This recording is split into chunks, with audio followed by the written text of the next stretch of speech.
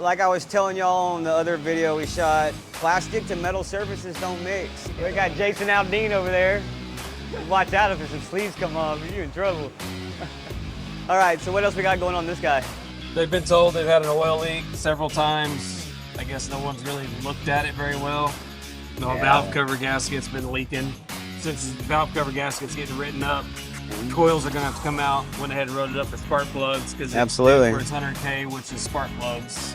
Absolutely. Save them some time on the labor there. Just have to do the part. We went ahead and wrote up a valve cover, correct?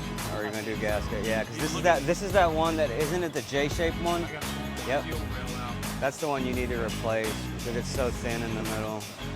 Looking that up right now. So, like I was telling y'all on the other video we shot, plastic to metal surfaces don't mix. You know, heat, cool, they tend to warp.